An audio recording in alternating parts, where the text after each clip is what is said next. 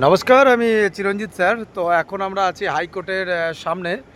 তো হাইকোর্টে কী জন্য এসেছি সেটা তো পরে, তার আগে দেখো আজকে অনেকগুলো কাজ করেছি। তোমাদের জন্য ভাই লড়ছি এবং তোমাদের জন্য লড়বো।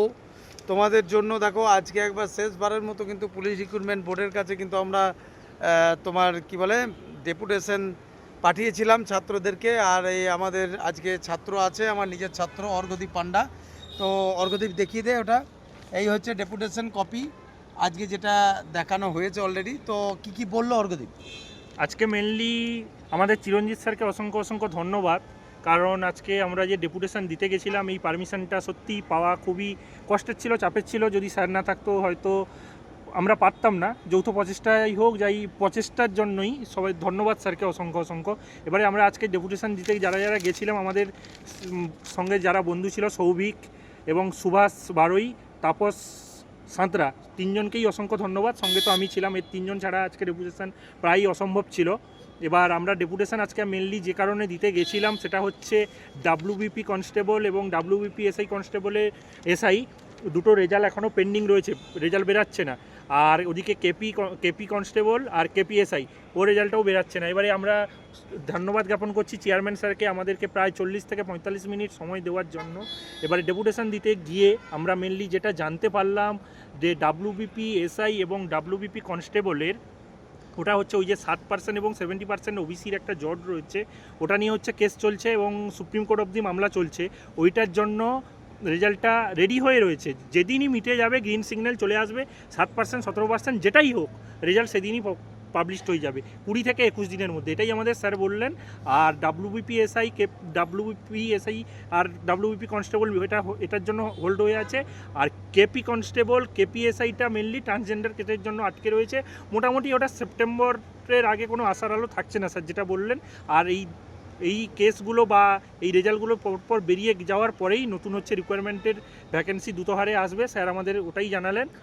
এই জন্য আমাদের স্যার চিরঞ্জিত স্যারকেও আমরা মানে অসংখ্য অসংখ্য এই জন্য ধন্যবাদ কথা জানাচ্ছি। হচ্ছে বলি আজকে এত রৌদ্রের মধ্যে যে অর্ঘদীপ সহ যে চারজন তোমাদের জন্য এসেছে, তো এটাতে সত্যি কথা বলতে মানে ওদের দিকে ধন্যবাদ দিয়ে ছোট মানে যতই তুমি ধন্যবাদ দাও ছোট করা হবে। মানে কারণ তোমার মানে ধন্যবাদ শুধুমাত্র ওর জন্য এটা আজকে আমি তো দেখছি তোমাদের জন্য কলকাতা আমি এসেছি।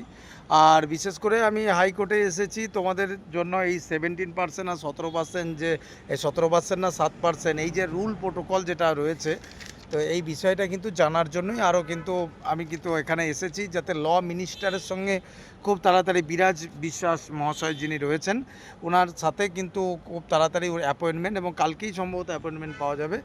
তো আগামীকালই আমাদের অ্যাপয়েন্টমেন্ট ওনার সাথে রয়েছে। আর আজকে তো আরও এসছি, তোমার লালবাজারে পারমিশনের বিষয় রয়েছে। তো এখান থেকে একদম হাইকোর্ট থেকে আমি বেরিয়ে যাব লালবাজারের পারমিশনের উদ্দেশ্যে। ঠিক আছে, কি হচ্ছে রাত্রে জানাবো। আর তোমাদের ডেপুটেশন ছিল, তো তোমাদের জন্য ভাই যারা করছে তাদের জন্য কিন্তু অলওয়েজ হ্যাঁ সব সময় তোমাদের একবার চিরজীবন থ্যাঙ্কফুল মনে রেখো, ছেলেটাকে চিরজীবন মনে রেখো। তোমাদের সাথে সাথে যারা গেছিল প্রত্যেকজনকে মনে রাখা উচিত। আর এটাই বলবো চিরঞ্জিত স্যার অলওয়েজ উইথ ইউ। আজকের দিনেও তোমাদের জন্য চলে এসেছি হাইকোর্টে, এবং তারপরেও কিন্তু স্পেশাল কিছু পারমিশনের কথাও কিন্তু হাইকোর্টে আজকে জানলাম। আর 7% 17% নিয়েও কিন্তু অনেক কিছু রিজার্ভেশনের নিয়ম রুল সম্বন্ধে জিজ্ঞাসা করলাম। আমি এখানে ছিলাম এতক্ষণ, এই বেরোবো এতক্ষণ একটু পরে। তো প্রত্যেকজনকে বলছি এবার তো লালবাজার যাব আমি, তো দেখি কি বলছে ওখানে। আর যদি না হয় তখন তো আমি বলেই দিয়েছি, তখন স্পেশালভাবে কোর্ট পারমিশন নিয়ে হলেও যেটা সরকারের ন্যায্যতা সেটা ডেফিনেটলি আমরা সরকারের কাছে অনুরোধ রাখবো। স্যার জেল পুলিশটা নিয়ে এদেরকে আপডেটটা করে দেওয়াই হ্যাঁ উচিত। হ্যাঁ, জেল জেল পুলিশ পুলিশ নিয়েও কিছু বলেছে জানিয়েছিলাম। স্যার যেটা বললেন জেল পুলিশ নিয়ে, স্যার ওটা হচ্ছে 27 বছর অবধি হচ্ছে, যখন নোটিফিকেশান বেরিয়েছিল 27 এজ অবধি ছিল। এটা হচ্ছে দাবি ছিল যে পুলিশ কনস্টেবল এসআইতে 30 এজ ছিল বয়সে, যাতে এটা 30 করা হয়। এবার এটা যত তাড়াতাড়ি হচ্ছে উপর থেকে গ্রিন সিগন্যাল চলে আসবে, হয় 27 হবে না হলে 30 হবে। স্যার এটা হচ্ছে কোনো মানে ধরা নিতে পারে যে ওটাও খুব তাড়াতাড়ি কেস সমাধান হয়ে আসবে, রেজাল্ট আসবে। এবারে মেয়েদের যে উচ্চতা সংক্রান্ত একটা যে হাইট সংক্রান্ত যে একটা যে দাবি ছিল, ওটাও চেয়ারম্যান স্যারকে হচ্ছে আমরা আজকে ডেপুটেশনে বললাম। স্যার জানালেন যে ওটা নিয়েও ভাবনা চিন্তা চলছে, কিন্তু হাইটের সঙ্গে সঙ্গে স্যার ওটা জানালেন যদি হাইটের চেঞ্জ আসে তখন কিন্তু রুলস রেগুলেশন অনেক কিছু পরিবর্তন হবে, হয়তো রানিংয়ের ক্ষেত্রে হচ্ছে টাইম হয়তো কমতে পারে, এক্সট্রা কোনো কারিকুলামে হয়তো লং জাম্প, হাই জাম্প ইত্যাদি কিছু অ্যাড হতে পারে। দেখো এখানে তো ওই রোদ গরমে সবটা বলা যায় না, আমি সবটা গুছিয়ে বলে দেবো, আরও অনেক কিছু কথা রয়েছে, ঠিক আছে? তো এটাই বলছিলাম, সকলে ভালো থেকো, আর দেখা হচ্ছে খুব তাড়াতাড়ি। তবে হ্যাঁ, এদের দিকে অসংখ্য ধন্যবাদ। আর দেখো ডেপুটেশনের বিষয়টা কেন ওদের মুখ দিয়ে বলা করাচ্ছি, কারণ ওরা ভিতরে ছিল, আমাকে তো ভিতরে ঢুকতে দেয়নি, আর আমি বাইরে ছিলাম, তো যা বলার ওরা জানে। তো আমি তো ধরো বুঝতে পেরেছো, আমি অন্য কোনোভাবে অন্য কথা বলতে বিশ্বাসী, ঠিক আছে? তো যাচ্ছি পারমিশনের কপি নিয়ে পারমিশন করাতে, দেখা যাক কি বলে, বাকি তোমাদেরকে জানাচ্ছি। All the best.